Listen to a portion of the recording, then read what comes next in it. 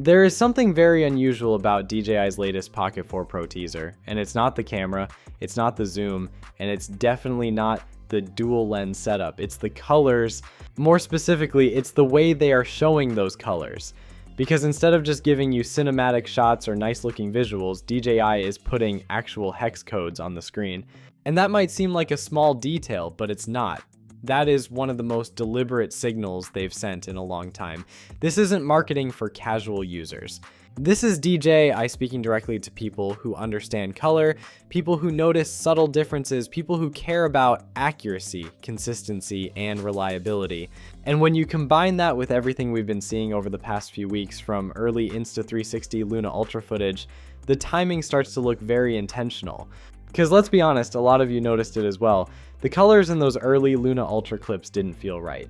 Skin tones had that slight greenish shift, highlights looked a bit unnatural, and overall the footage just didn't have that clean, balanced look you would expect from a camera in this category.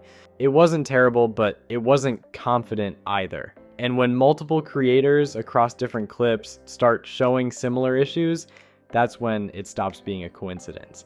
That's when it becomes something deeper, something at the processing level that still needs refinement. And right now, Insta360 is clearly in that phase. They're still tuning things, still optimizing, still trying to get everything ready before the official launch. That's completely normal for a product at this stage, but it also creates a window of vulnerability. And that's exactly where DJI steps in. But instead of calling it out directly, instead of comparing or reacting, they do something much more calculated. They shift the conversation entirely. They don't talk about resolution. They don't talk about frame rates. They don't even lead with the dual camera system. They lead with color. And not just our colors look good, but this exact color you're seeing is accurate. That's a very different statement. That's confidence. Because when a company is willing to show you exact color values, they are basically telling you that what you see is what you get. No surprises, no inconsistencies, no hidden processing quirks that show up later when you start editing your footage. Now here's where this gets even more interesting. DJI isn't just showing one type of shot, they're deliberately mixing wide landscapes, skies, water, and then cutting into close-up portraits, and that's not random. Landscapes are where you notice gradients, dynamic range, and color transitions, especially in skies and water, where banding becomes obvious very quickly. Portraits, on the other hand, are where color accuracy really gets tested. Skin tones are unforgiving, even a slight shift can make footage look unnatural. So by combining these two types of shots, DJI is essentially saying that this camera can handle both extremes without breaking consistency. And that leads directly into the real challenge of a dual camera system, which is not just about having two lenses, it's about making those two lenses behave like one. Because normally, when you switch between a wide lens and a telephoto lens, things change.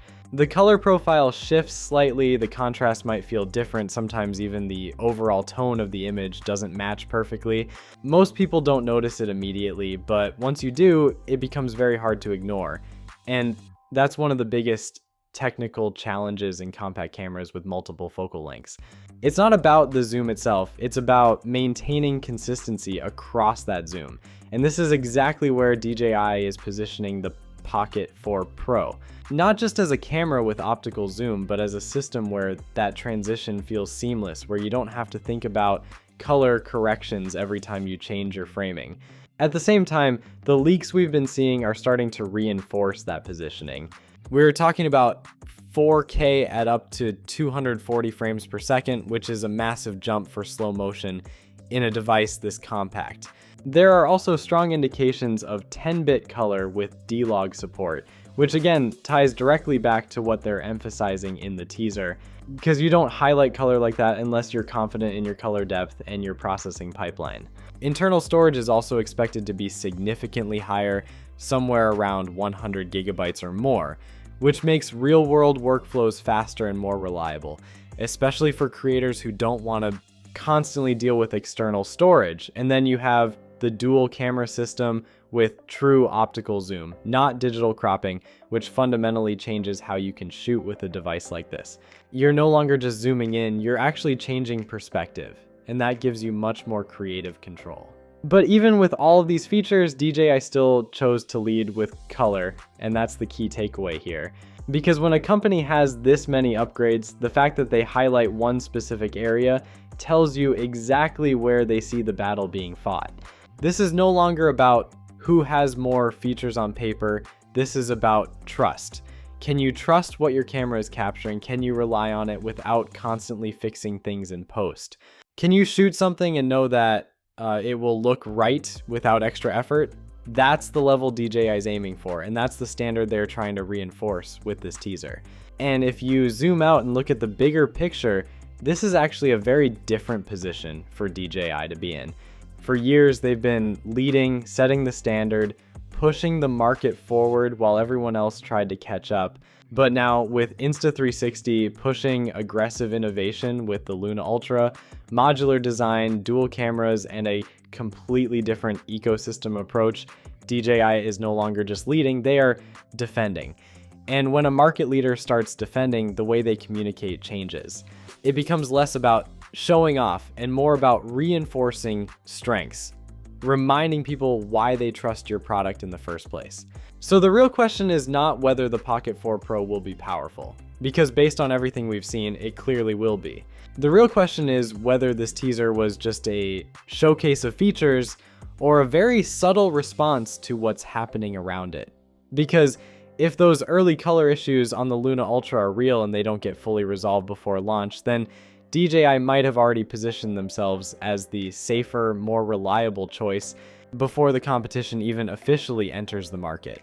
But if Insta360 manages to fix those issues and deliver on their promise, then for the first time in a long time, DJI could be facing a genuine challenge in this space. And that's what makes this moment interesting, because this isn't just about one camera anymore, it's about a shift in competition, a shift in strategy, and possibly the beginning of a very real fight for dominance in the compact creator camera market. So now I want to know what you think. Is DJI sending a message with this teaser, or are we reading too much into it? And more importantly, do you trust what you're seeing from these early Luna Ultra clips, or are you waiting for the final version before making up your mind? Let me know in the comments, and I'll see you in the next one.